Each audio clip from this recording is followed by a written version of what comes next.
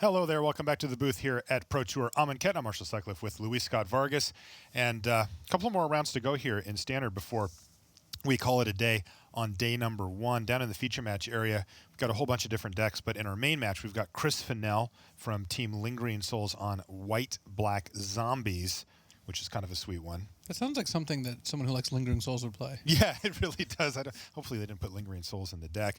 On the other side of the table, it's going to be Marc Tobiasch from Germany. He's on Team EUreka, and he's playing Teamer Aetherworks Marvel. So we're going to see two very different takes on the format clash together right now.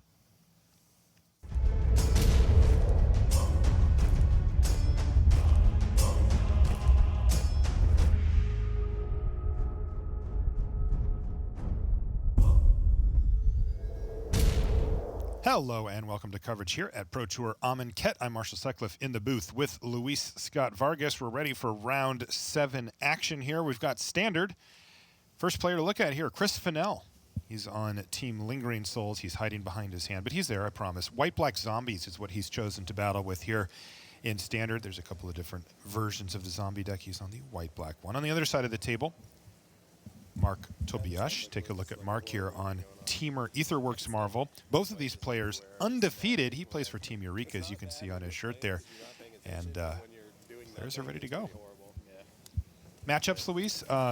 Two very, very different takes on the format here. Yeah, we saw the White-Black Zombie deck in the hands of Travis Wu briefly last round as he died to Ormondal, Profane Prince, unfortunately for him. And it's a zombie deck, so it's using the synergies between cards like Wayward Servant and Lord of the Accursed to really pay you off, Crypt Breaker, to pay off for having tons of zombies. Binding Mummy being another addition here from White. Playing against a deck that doesn't really care about most of the cards in the opposing deck. Marc Tobiasch playing Aetherworks Marvel, where you're trying to get up to 6 energy with cards like Woodweaver's Puzzle-Knot. Play Aetherworks Marvel, and then find an Ulamog, hopefully. Well, he just found an Ulamog on the top of his library, Luis, and you know what? He already had one in his hand on top of that. Never a good sign for the Marvel player when they draw their payoff card like that. Yeah, the Ulamog is not particularly easy to cast in this deck. It doesn't happen a whole lot. It happens sometimes. Chandra Torch of Defiance can sometimes be the last 2 mana, but Mark's going to hope to find either the 3rd Ulamog or just a good value card if he plays Marvel next turn, because Woodweaver's Puzzle-Knot gives you the 6 energy itself, and that means turn 2 Puzzle-Knot, turn 3 sack Puzzle-Knot, turn 4 Marvel. That's a natural curve. We'll see if he can make it work. Chris Fennell on the other side has come with a little bit of defense here for such things. He has 2 copies of Anguished Unmaking in his main deck here, Luis. You know, he can use those to take out, well, the Aetherworks Marvel itself, if necessary, or even Ulamog. So 21 both. And one of the strengths of the black-white deck versus the mono-black deck is it has a little bit of interaction with, you know, against decks that have non-creature permanents, Anguished Unmaking being part of that. What we see here is Chris Fennell using his Crypt Breaker. Its activated ability to draw a card. It looked like an attack, but as you can see, he had freshly played one of his cards. So he's going to start grinding. Sure. And here it comes. All right. So no matter what, Mark is going to get to spin here first. So right now, Fennell is going to see what he finds. And then he'll decide what he wants to use Anguish Unmaking on, because he does have one in his hand. I think there's a pretty good chance after Mark gets one of these Rogue Refiners that Chris is just going to want to Anguished Unmaking the Marvel before Tobiasch gets another spin, because Refiner gets 2 energy, already up to 3 again. Anytime a permanent dies, he would get another one. And Mark's just going to pass the turn back now to Chris. So a relative whiff there, but not unexpected given the fact that he's got the 2 copies of Ulamog in hand. What is the backup plan for this Aetherworks Marvel deck if he is not able to go ahead and go big and get big Ulamog? The combination of Rogue Refiner, Whirler Virtuoso, Tireless Tracker, and Chandra Torch of Defiance just grind out the opponent. Just a lot of cards that generate board advantage, bits of energy here and there, and then you 4 copies of Harness Lightning, 2 Magma Sprays as interaction. Yeah, Chris Fennell. Unfortunately, fortunately for him, he drew some of his interaction. Anguish Unmaking there could be a big boon this game, but he's also got a couple of copies of Fatal Push in hand, which not quite as good. That Rogue Refiner kind of keeping Chris's army back, but really it doesn't feel that way because of the Crypt Breakers drawing cards. I mean, it's not like Chris is too sad either. Chris is content just to draw cards, and then he'll either find a way to remove the Rogue Refiner or just find Lord of the Accursed and maybe just start attacking, binding Mummy to tap it down, that sort of thing. Finish the game in an attack step or two. Make 2 red. Ooh, make 2 red. Servant trigger. Okay. Now, Mark does have 2 copies of Ulamog in hand. Is there a way he can actually He's 2 work turns. his way up the chain here? He can. He's 2 turns away if Chandra survives for 2 turns, which is not a given by any stretch. Also, Fatal Push, having few other targets, is likely to take down Servant of the Conduit at the very least. Right. Yeah, he's got 2 copies of it in his hand, so very likely outcome there.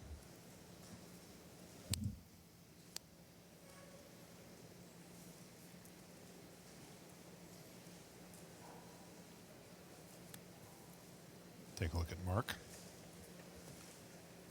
And Chris is going to play Diregraph Colossus. We saw Mark play a fair bit at the World Magic Cup this year, and I was very impressed by his play. I thought he really knew what he was doing. He was playing Jeskai, and I thought that he knew how to pilot his deck quite well. Yeah, he's also somebody you see European GPs quite commonly.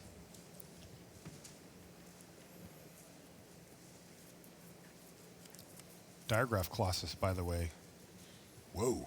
Yeah, new lease on life for this card. Actually, a lot of the previously played zombie cards have gotten a big boost with the release of Amonkhet. Wayward Servant, Lord of the Accursed, Liliana's Mastery, Dreadwander. These are all cards that have made zombies, well back on the radar. 16% of the field is zombie decks coming to this tournament. Yeah. We see that the white version does substitute in a couple of Binding Mummies. You mentioned the 4 Wayward Servants. We see other cards in the mono black deck that serve similar role. Can I get a zombie token? Yep. Drain you 1. 19, 21.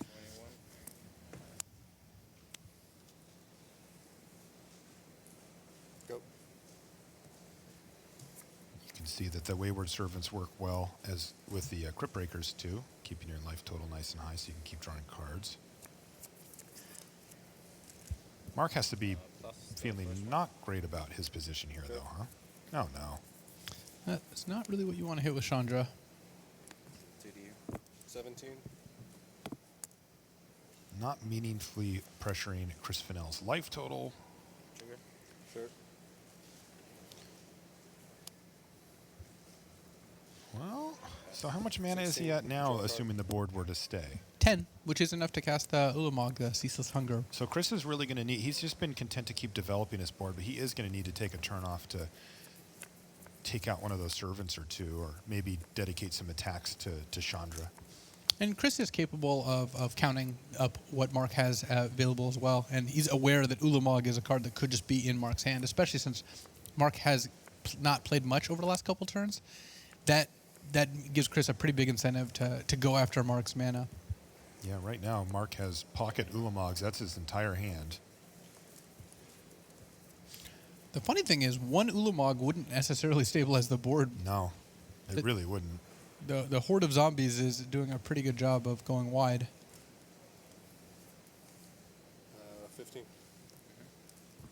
Down to 15 goes Chris Fennell because he's going to activate, well, one of his Crypt Breakers by tapping 3 Crypt Breakers to draw a card.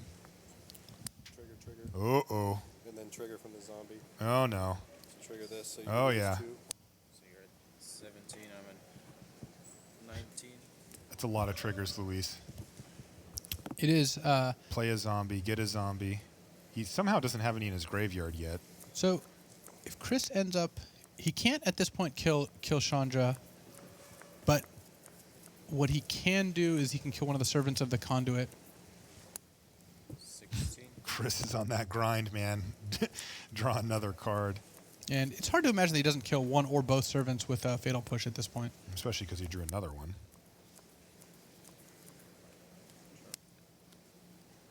All right, and he's going to go ahead and go for both and then offer a trade.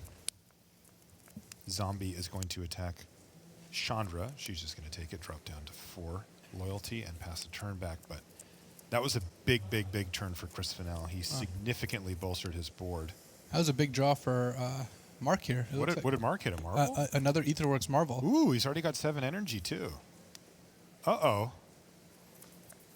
Well, What can he even hit, though? Like, you mentioned it, Ulamog doesn't really get him out of this fully, does it? well, between Chandra's -3 and Ulamog, he actually could be in a position to Okay. stabilize the board here. Now, he's going to pass a turn. He's not going to activate the marvel on his turn. This could possibly dissuade an attack from Fennell or punish him for one. Chris on all lands in hand, but can draw at least 2 cards off Crypt Breaker, though that taps down most of his squad. Yeah, Chris has been content to play the attrition game here. Just drawing cards, building out his board. Cards. I have 2. They're both the same one. Straight 15. 15. Draw. Uh-oh. Uh-oh. Now it starts getting nasty. Another Wayward Servant there off the top for Chris. You can see him lean forward like, okay, watch this. Drain. Make a zombie drain 2. So you're So that's a drain of 3 right there. 16.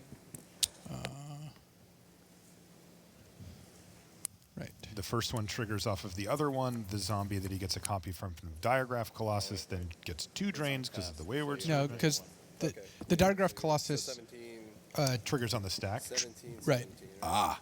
So it's a drain of 2, yeah. not 3. Still. Things could get fully out of hand on Chris Fennell's side of the board here. And this is the sick one. These are both unsick, right? Yeah.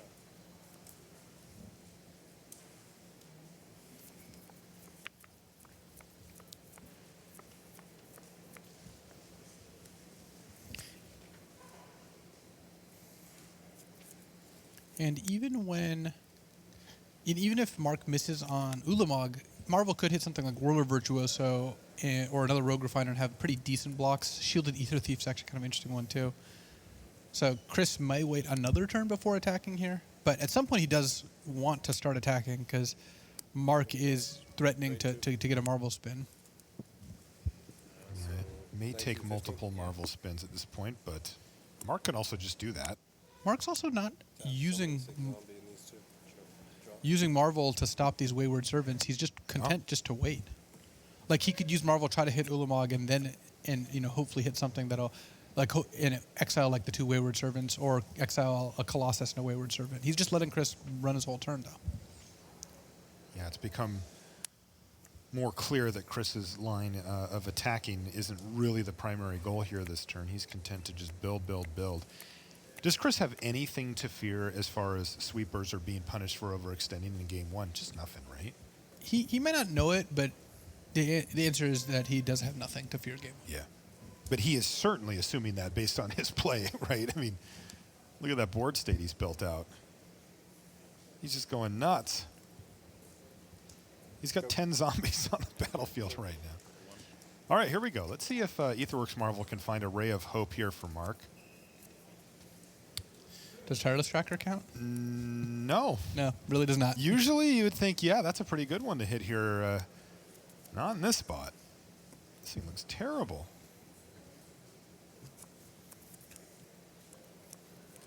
Plus. Sure. Another Tireless Tracker. This one off of Chandra. Sure. Wait. Okay. Land? Nope, that's a Whirler Virtuoso instead. 4. He's back up to 4 energy. Kind of interesting. So Chris has 10 zombies in play. Yep. If he can, and Is he that just- Liliana's Mastery? So Liliana's Mastery plays it, gets 2 zombies, drains for 4, Yep. and then 4 zombies get blocked, 6 zombies get through, and that should be enough for lethal here. Are you familiar with the term no math alpha? I hadn't heard it, but I understand what it means. 22. If I'm at the Pro Tour, I think I run the numbers, but I'll tell you what. If I'm playing this on Magic Online, it's right-click attack with all. Sorry, I didn't mean to grab 3. Extra zombie along for the ride there. No, and not particularly necessary at this point, though. Like I said, if I'm at the PT, Just like Chris, I'm going to count it out. 11. But Liliana's Mastery, really exactly the type of card that Chris wanted to see at this point in the game to just get the thing over. If he can't actually kill Marc from this position, then he may divert some of the zombies over to Chandra. It looks like it's one above lethal. Let's do this. And if he's- I don't believe. Yeah. Did I play? Yes, you did. Did I play land? Okay. He had already played a land, but it's still one above lethal here, it looks like, because each crypt breaker is a 2/2. Those 3 get through. And 5 guys. He just needs any 2 others to get through. 2 zombie tokens get through. 12. You're at And that does 12. That's 12. I think Marc had done the math already. Just wanted to see if Chris would do it, and he did. So an impressive showing there from Chris Fennell. He bided his time. He was patient. He drew a bunch of extra cards, built out his board, and then once he had the full lethal attack, he went in for it, and that was that. We'll be back in just a few moments with more Magic action here from Pro Tour Amonkhet. Always know the right play to make? Show off your skills at a local preliminary Pro Tour qualifier. With over 500 game stores worldwide running PPTQs, find an event near you at magic.wizards.com/PPTQ.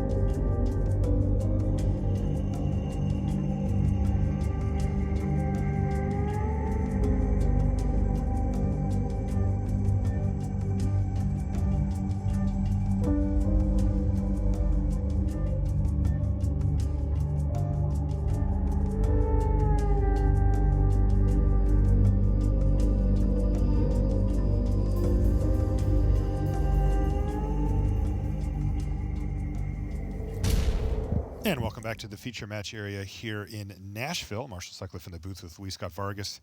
We're in round number 7. Looks like we're going to take a look at one of our side matches while our main match finishes sideboarding and shuffling. You can see back on our back table, table D, as we call it here in coverage land. That is a Ari Lax versus Alex Sittner, and Tim Willoughby down on the floor just told us that somehow Ulamog's been cast 3-4 times this game. 4 times. What is going on? I think I see 4 Ulamogs. I think there might be 2 exiled to the graveyard. I'm going to. What a weird game. Also, why is Alex Sittner still alive if 4 Ulamogs have been cast? Goodness sakes. I can't say that Alex Sittner is destroying Ari in the Battle of the Basic Lands, but in terms of in terms of what's actually happening in the game, Ari looks very well ahead. Are those the APAC lands, as they're called? They are. Yeah, I like those. How much time do we have left in the The round, by Outback way? Plains is one of my favorite. This game's gonna get really stupid and complicated. I'm gonna. This game is going to get very stupid and complicated, has been called by Ari. Yeah.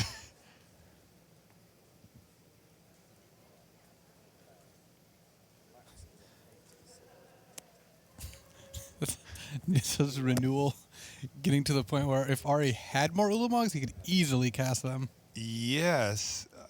I wonder what his win conditions are if all the Ulamogs are gone. Did he run out of basics even? What, So- what is even going on here? Ari's playing 4-color Marvel. Okay. I think if it hasn't already happened yet, I think that Ari's plan here is going to be commit to memory. He's going to use memory as the time twister version. 4 blue, shuffle graveyards and hands back into your deck and draw 7 new cards. Because he's got 1 copy of commit to memory and no other kill condition besides Ulamog. Activate 21-7. Is this happening? I think I kind of feel like we have to see what happens. Our main table is going to be underway here, but I got to stick around and see how this goes. I've never seen this situation. Looks like we'll hold on to them for just a moment anyway, but what do you think Alex is thinking? He's like, hey, you got to find a way to win, man. Yeah, I'm not going to do it for you. And Alex is playing blue-white flash, so like spirits like Mausoleum Wanderer, Rattle Chains, Spell Queller. So he's got enough lands to cast all his spells. If he draws a couple good spells in a row, maybe he's in a spot where to do that. All right, here we go.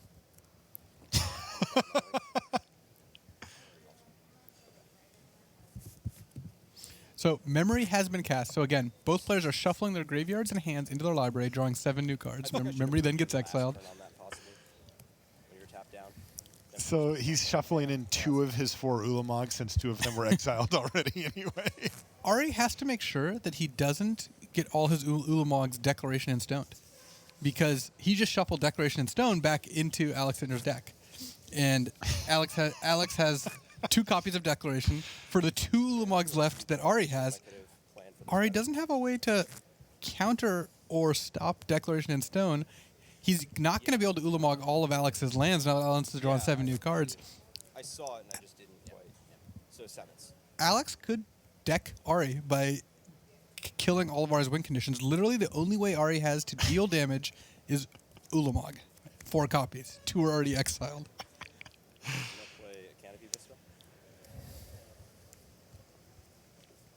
So we would not say at this point that Ari has inevitability in hand. No. No, this is 11. There were 2 hiding. I'm gonna exile 2 planes. Okay, well, we know the game plan. Try to keep Alex off of as many planes as possible, though at this juncture, he is not able to keep him off of all of them. No, especially after with all these new cards. He's going to play Avacyn? Yeah, sure. Well, Ari says, all right. Plays down. Continue with it. All right, so this is stage 1 here, right? Like, Alex has to have drawn one of his Declaration in Stones. Because I assume if Ulamog gets to start hitting. Yeah, the game will end very quickly if Ulamog is left unchecked. Right. Alex also has... There it is. Yep, there it is. There's 1 Ulamog left. Oh, man. What a sweat. And Alex also has Void Shatter, which he clearly didn't have in his hand last turn. I think he would have cast Void Shatter on Ulamog while he's on the stack. But Marvel. Alex actually could beat I have 2 in 6 Ulamogs getting cast this He game. could beat 6 Ulamogs. I'm gonna anticipate off of that. Sure. So that was a Marvel spin there. Netting an Anticipate.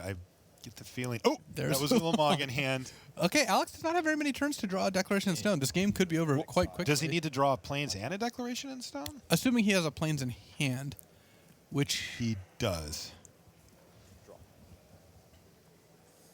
Ooh. All right.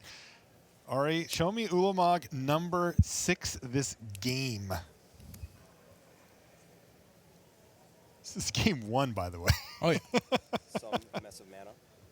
And exile your 2 planes. And then Yeah, there's a you're Plains in gonna hand. cross your fingers. Plains in hand. No Declaration in Stone in hand, though.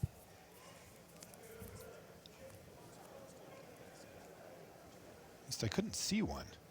There's also potentially a chance that if Ulamog gets like one hit in and then Alex Oh, there could be a window. Yeah. kills Ulamog, that Ari could deck Alex if Alex Ulamog chowed 20 cards down. But I think Alex has enough threats that eventually he does end up winning the game. Yes. Mausoleum Wanderer, go. No declaration. No Declaration in Stone. Now, let's get a count.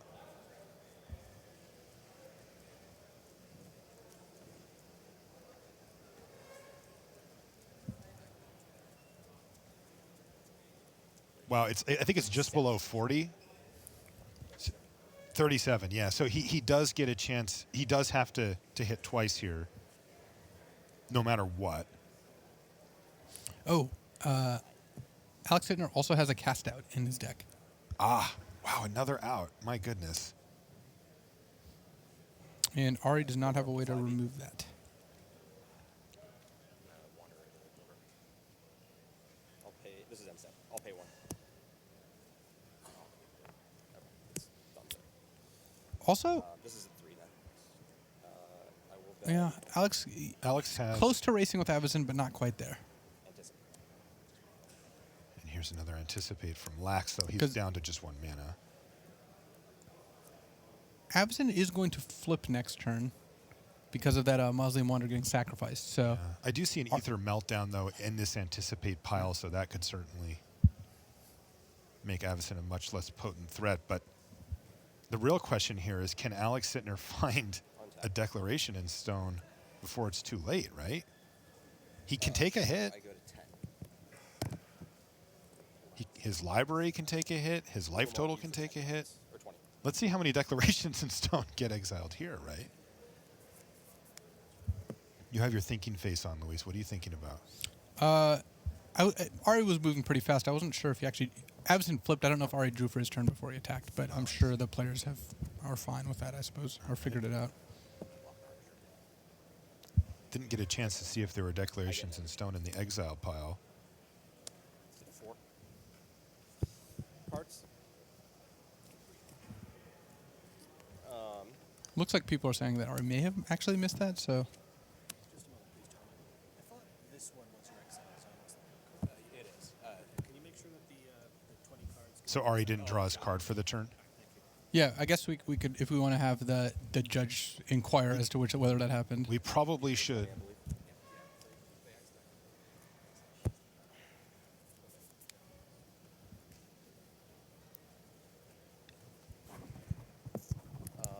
I will. I'm at 10.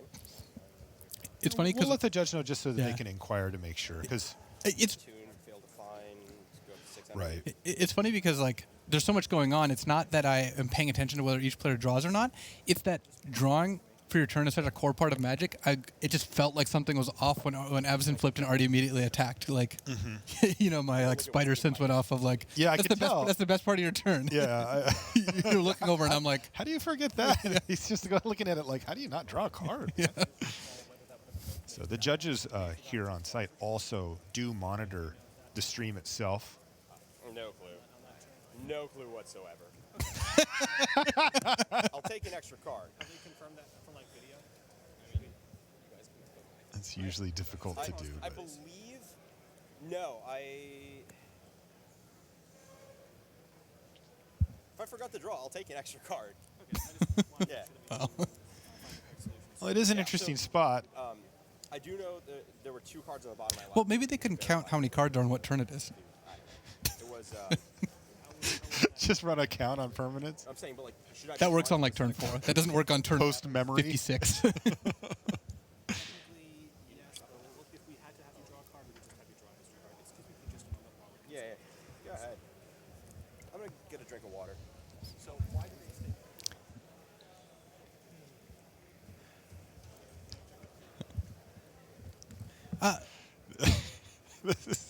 I suppose that given that they're going pretty deep, we could maybe go back to it. Okay. Sounds like he is going to get his draw step, as he should. I like draw steps. It's broadcasting on mine. Yeah, that's weird. Okay. It just goes to him, I guess.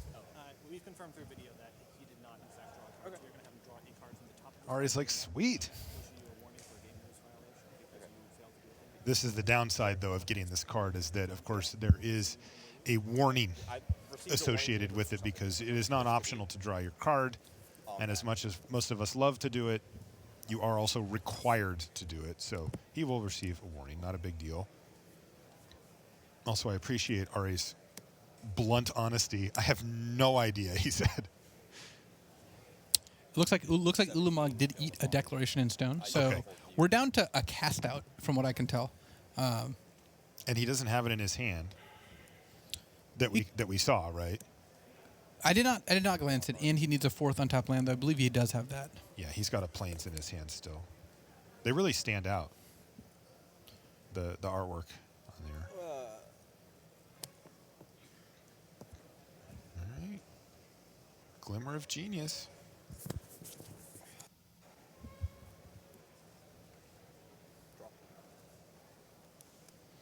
So Ari has a million ways to deal with absent fumigate as well here. Yeah, he put one card on top, so you know that he's got an answer. And he's going to spin the Marvel, too. This has just been a crazy game.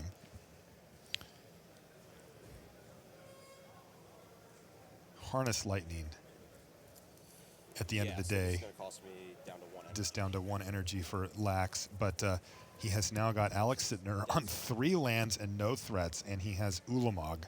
Cards in hand. Good old number 6. I believe I played a land this turn, but I'm not gonna. Well, worry maybe they about should it. count their land drops. All right. Okay. I was like trying to set. All that right, up. all right. Does it? Alex Sittner does not have the answer. Ari Lax wins game 1 of that match. Let's go back to our main match. But, oh boy, that one could be up against it. And they probably can't. But let's get back to business here on Chris Fennell versus Marc Tobiasch as they get underway here in their second game. Chris Fennell really just kind of ground Mark into dust there with the attrition plan of just drawing extra cards per turn and building out his board. Chris actually a kind of interesting hand, game 2, speaking of attrition. No threats, but transgress the mind, double Anguished Unmaking. Okay, clear the way.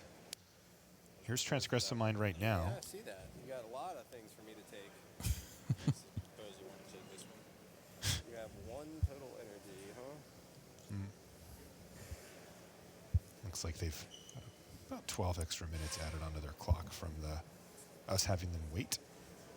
Mark was kind of urging Chris to take Ulamog, though it doesn't look like that's worked out. Spray, Magma Spray is a good card to have in your opening hand against zombies, though 2 Marvel. Mark's hand doesn't actually do a whole lot. He doesn't even have a 3rd land. No. He also has removal for Chris's first 2 threats, but Chris just has a handful of answers, so both players might just kind of be sitting there for a while.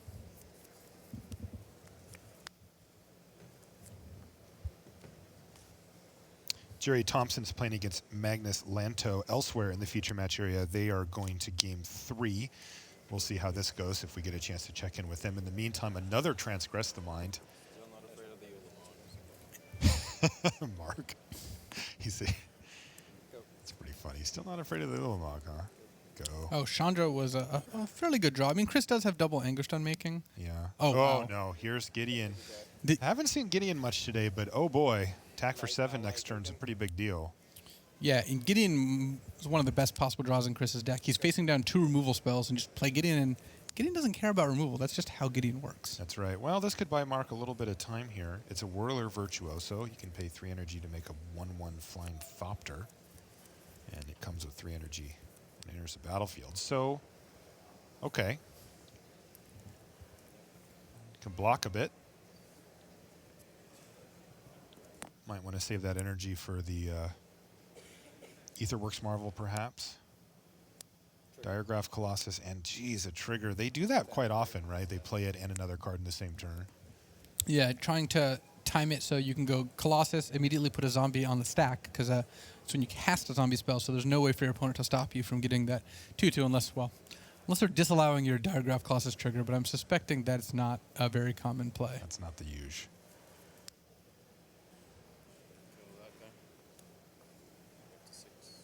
All right, there's a Harness Lightning.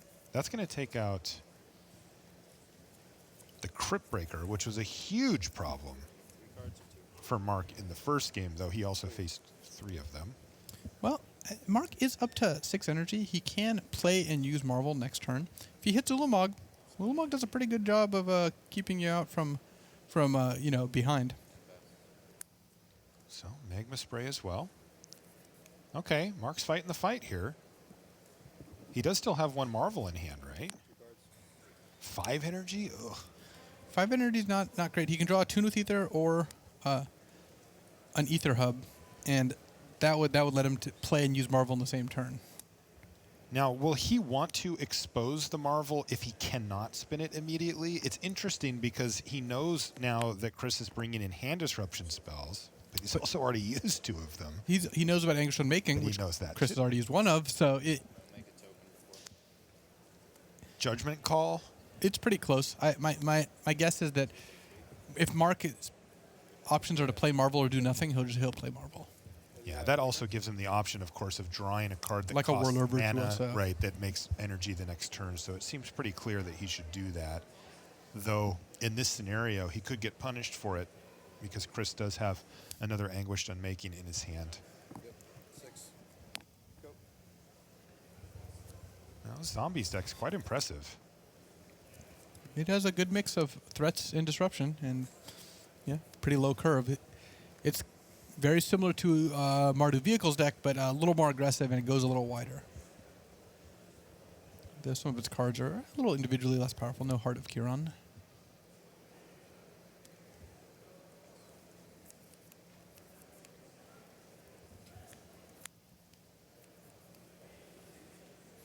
Why Anguish on making Aetherworks Marvel when you could just Anguish on making a Thopter token? Well, when it earns you the victory, it certainly makes sense to do just that.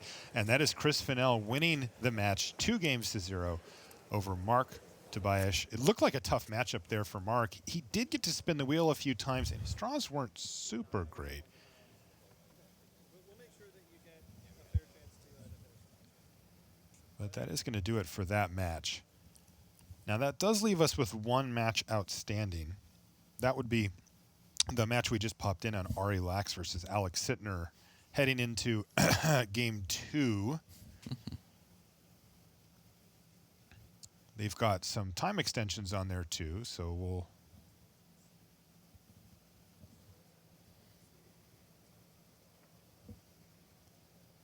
we're getting some updates as well from Tim on the floor that they had a couple of extensions due to time, so they've actually got quite a bit of extra time attached. And also, Ari has received 2 warnings, the one we saw on camera for not drawing a card, but also the turn he played Memory, he had accidentally played a second land, and that's another GRV warning, game rule violation they call it. So he's got to be careful there because that game got completely insane. He had 14 lands on the battlefield or whatever it was, plus all of the other nonsense going on. But he's got to make sure that he keeps it close to the vest this time, because another warning, depending on what type it is, could result in a game loss. Is it more difficult to keep it close to the vest if you're not actually wearing a vest? Well, I don't really know the answer to that. Sure, I'm glad you are here to ask questions, by the way. We've got a really cool view here. Our booth is actually facing, I'm looking at the trophy you guys are looking at on the screen, and I can also just see it in real life across from where we're at, which is kind of cool. And on top of it, we get just the funny, like you can see here, the players walking by. A minute ago, we had Paul Cheon walking one direction, holding a camera out in front while he was doing a chlog. That's his videos that he does when he's playing. It's a weird Magic name, tournaments. but yeah, I guess that I don't understand it much, neither. but it is a fun video log. Yeah, and then as he's walking one way, talking to his camera, he's coming over to the booth. We saw Owen Turtenwald walking the other way, who I'm assuming didn't have very good luck his round because he was stomping his feet and and yelling at something. And you just get a lot of characters, you know. Most of my favorite people are Magic players. Let's just put it that way. And most of your favorite Magic players are people. Well. But not all of them. All right, looks like Ari has returned.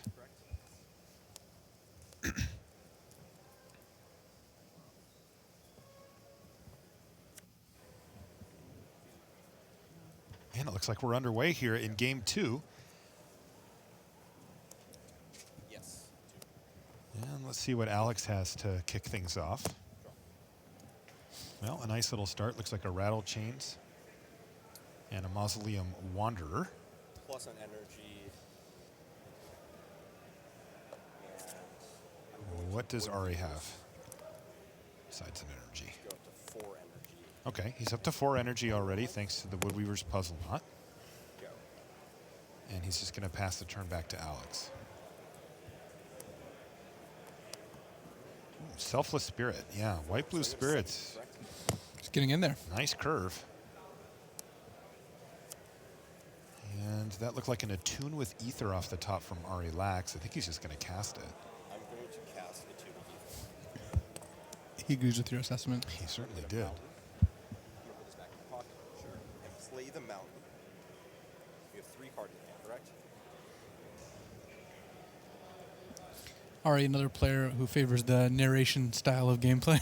Yeah, you guys had a chance to cover Travis Wu earlier. He's also very verbal when he plays. He kind of works through the plays out loud.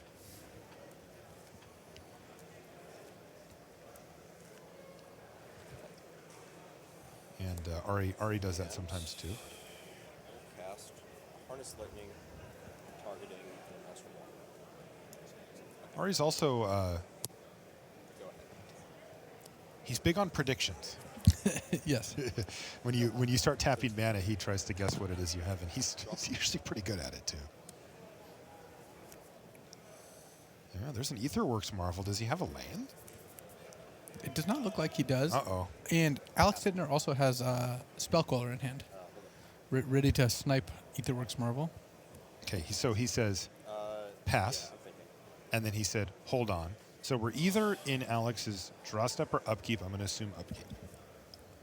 Upkeep makes the most sense. If you play something and Alex counters it, he's tapped mana on his main phase and then doesn't get to untap. And he's going to cast Kozilek's Return. 5. And Alex says, well, how many cards do you have in your hand? And Ari says, I've got 5. And Ari did miss a Tools. land drop, Yeah. and has 6 energy. Those are both warning signs. You're like, well, if Ari draws out an untapped land, he gets to play and use an Aetherworks Marvel. So Alex is just going to go ahead and cast a Spell Queller here to keep his clock and board state intact. All right. Can't attack with it. He did. He drew a forest off the top there. Now, you see he snaps that down with authority. I'm at 9 life.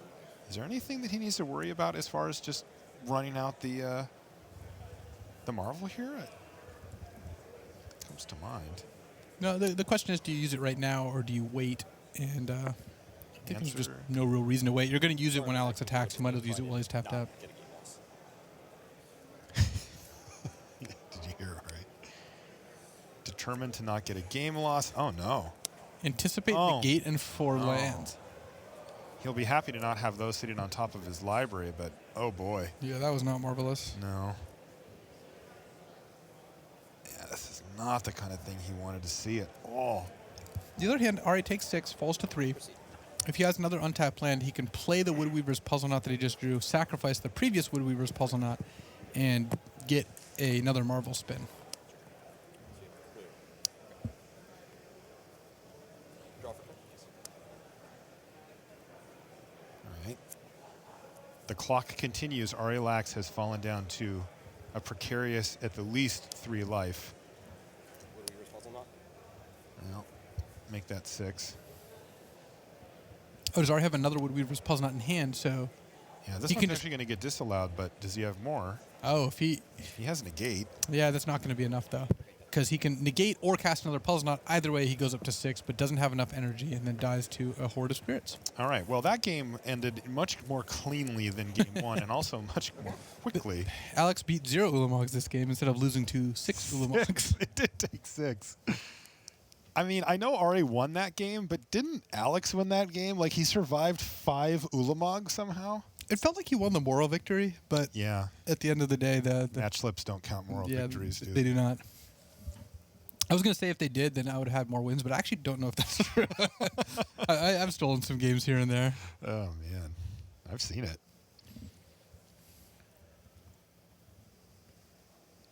All right. One more game to decide this match. It's been a pretty epic match. We're in round 7. We've got one more round of Standard to bring you today here from Nashville. We do hope you'll stick around for that. We'll come back tomorrow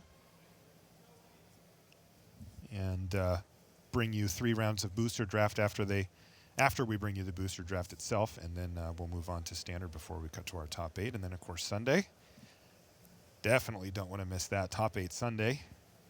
We're back to the normal bracket. We'll be playing. We get quarterfinal Sundays on top matches. 8? Or is that like a new thing? That actually sounds really good. Yeah. I'm really mad at you for planting that. If you told the players that if they made top 8, they'd get a Sunday, I think the players would have extra incentive. Well, to make top they 8. would, but they don't need much more. Time has been called on the main floor. That's why you see so many players kind of milling around. This is likely the last match. It's one of the last matches going in the tournament. Except for Ben Rubin, who, if you've ever watched Ben play, is a very deliberate player. He's methodical. And he's still battling it out, actually, with Patrick Chapin. All right. I can read those lips. He said, I'll keep. And it looks like Ari has as well. So we're underway in game number 3. Attune with Ether, and, of course, Ari gets to be on the play here. Attune, a great start. Wow, this is bold though. Attuning off of an ether hub indicates that you don't have any other green sources, and not getting a green source, getting a mountain instead. So Okay. Ari does have 2 energy left from attune, so he's going to have ways to get green later. But that is generally when you attune off ether hub, the first thing you get is forest. He's leaning on that hub. Yes. Okay.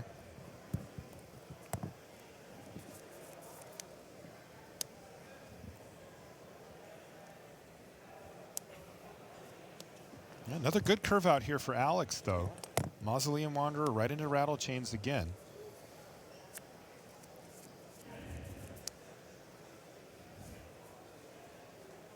Hearts?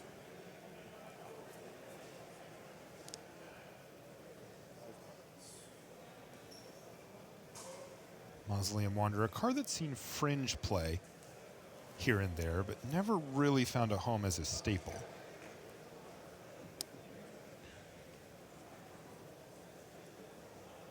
This is getting cast empathy on targets. So Harness Lightning for Arilax. This goes And to 7. he says, I'm going to cast this. I don't know what I want to target with it yet, but he's decided that the Rattle Change is the appropriate target. And Ari does have the 4th land in the Marvel, so he's got to decide whether he wants to play into Spell Queller or not next turn. Because Spell Queller is one of the best cards against Marvel. Oh! He does not have to make that decision now, Luis. He doesn't, but he has to be suspicious of negate. Absolutely. Which, by the way, Alex has. But, you know, part of the way this Marvel deck works is that sometimes you just have to run out your Marvel. Ari's maybe not that close to having a backup, so. Oh, Dynavolt Tower. And what this is from Arilax, he says, look, if you let me keep this, I'm probably fine with that. And if you don't, I'm going to just slam. No longer exists. Nightbolt Tower is The kind of like Marvel a mini Marvel. It's a Marvel that, against a deck with small creatures like Alex's, ends up doing, not quite as much, but enough that Alex does have to use a negate on it.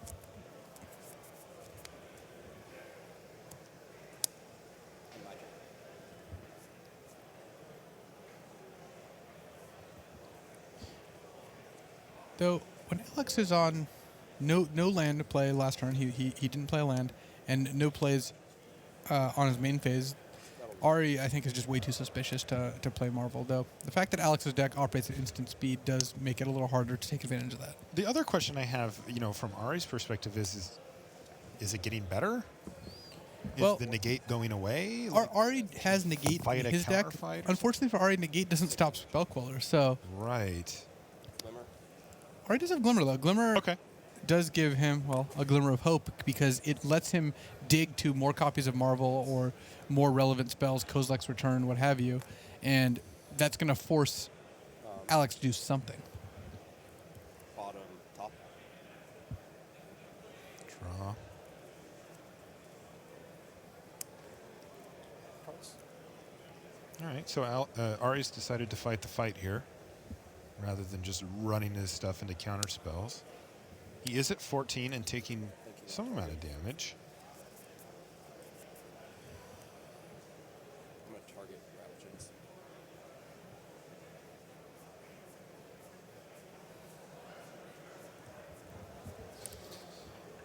So, by targeting Rattle Chains, Ari gave Alex the choice of Mausoleum Wanderer or Rattle Chains, and Alex unsurprisingly chose to sack the Wanderer, but from Ari's perspective, you might as well give him the opportunity to not do that.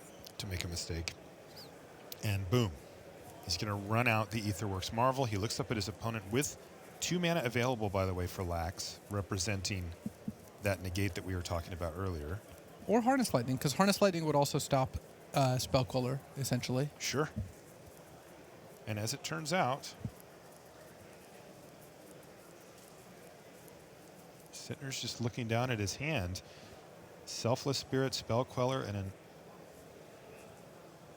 Always Watching. I And find it. so it resolves. Wow. I'm surprised he let Aetherworks Marvel resolve. I wonder if he has... Maybe Alex is just that worried about Harness Lightning. Because I... The spirit on the stack. Very tentatively giving Ari an advantage here because of how good activating Marvel is. Once the Marvel misses, if it does... Put your hand over that button, Yeah. because he'll know a lot more right now. Did he hit... He hit a Harness Lightning, I think. Oh, no.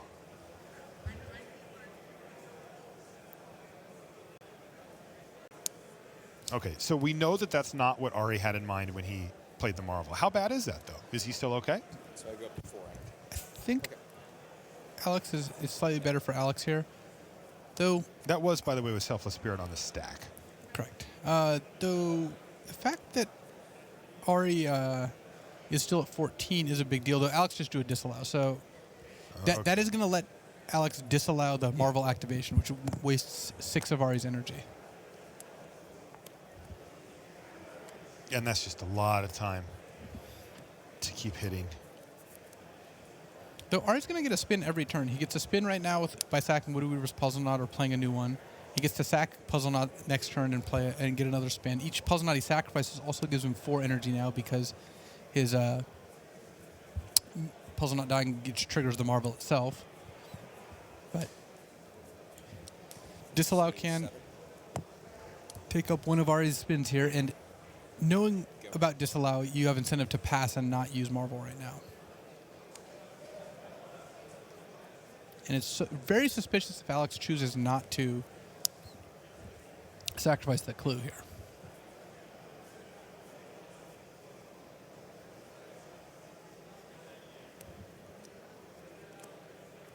I'll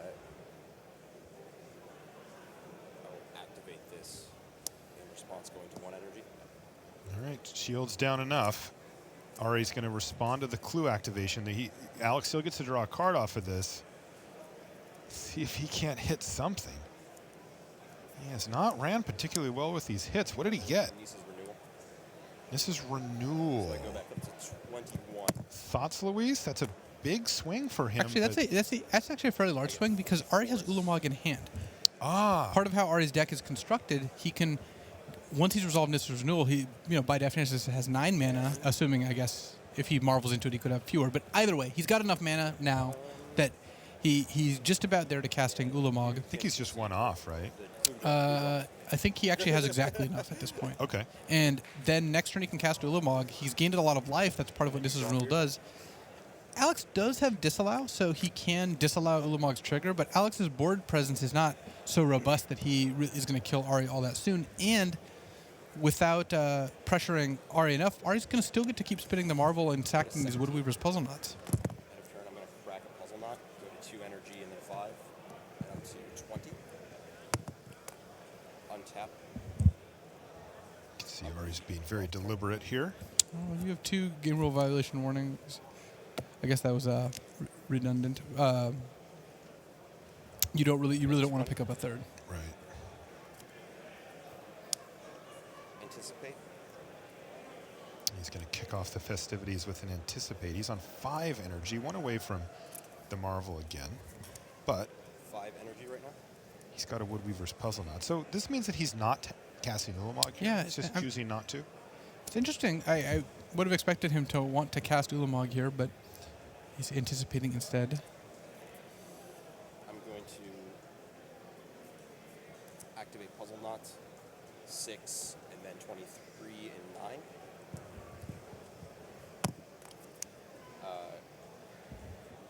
Pass. Just so you know, gentlemen, 3 minutes left. Upkeep. All right, now we've got an upkeep activation here. Continue. 19. Looks like Ari ended up declining Yeah. the upkeep He spell. wanted to reserve the possibility, but decided, EOT, needs I'm it? going to go to 3 energy and activate. and here we go. And Disallow Alex stops him and says, hey, before you start revealing cards or looking at cards, let's disallow that. Remember, it can Drop. counter that ability as well. But That was a decisive scoop of land. every time he does that, I think he's conceding somehow. I'm going to cast Ulamog Ceaseless Hunger. All right, Ulamog's on the stack as well as Ulamog's cast I'm gonna ability. exile, both Boom. of these. How much? Look, I see the advantage bar moving here, but that's only one Ulamog. Sittner worked through 5 of them before finally falling to the 6th one. 19 to 20. How bad can it be?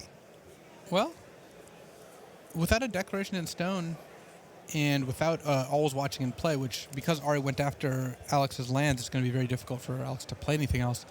Block Threat Inspector. Alex is just not that close to killing Ari. No, he's really not. The 7 life was a nice one, too, from the Nissa's Renewal.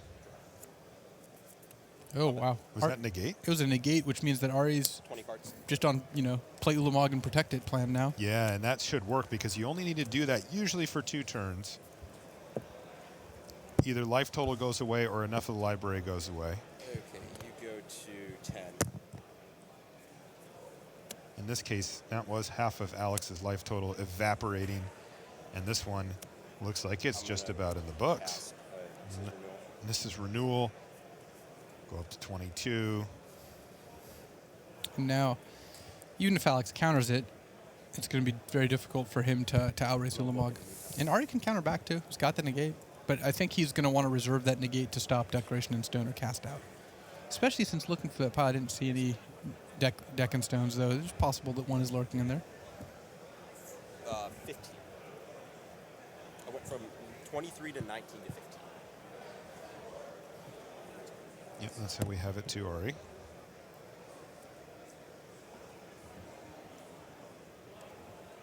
Alex is scrapping here, trying to hang on for dear life. He's going to use a negate.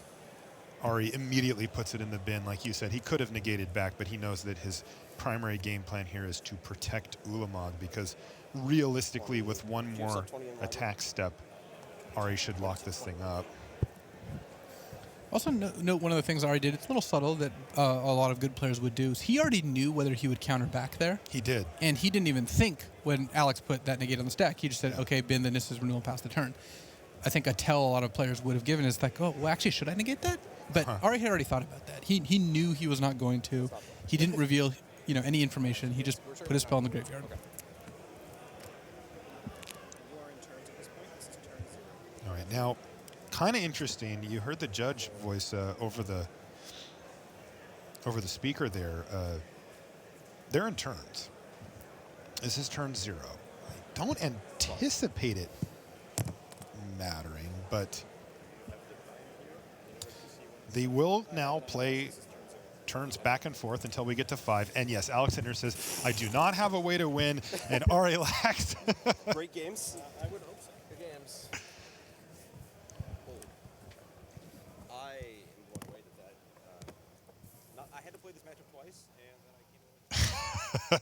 That was a good reaction there from Relax. I knew he'd give you something. You see, he looked a little frazzled. You know, even though he won that match, it took a while. It was complicated. There were some missteps along the way. It was like 6, 7, 8 Ulamogs over the course of the match, 6 in game 1. Including 6 in one game. Great stuff from the feature match area. That is going to do it for this round. We'll be back with more after these messages.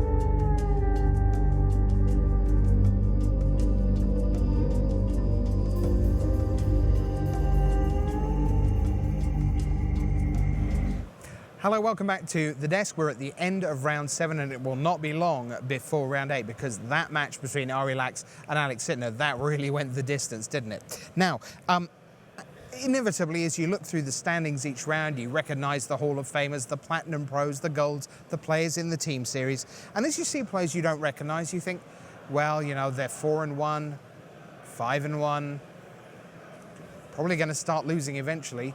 But there's several players here with no big reputations who are at 6-1 or better. I just want to take a moment to fill you in on 2 or 3 of them. Kane Ryanhard, 21 years old, playing in his first Pro Tour, 6-1. Great job. Kazuaki Fujimura, well, actually has played quite a lot on the Pro Tour. 13 Pro Tour appearances. This is number 14. 51% win rate. So you think, well, okay, 3-3, 4-3, somewhere around there. 6-1. certainly the best day one of Kazuaki Fujimura's Pro Tour career.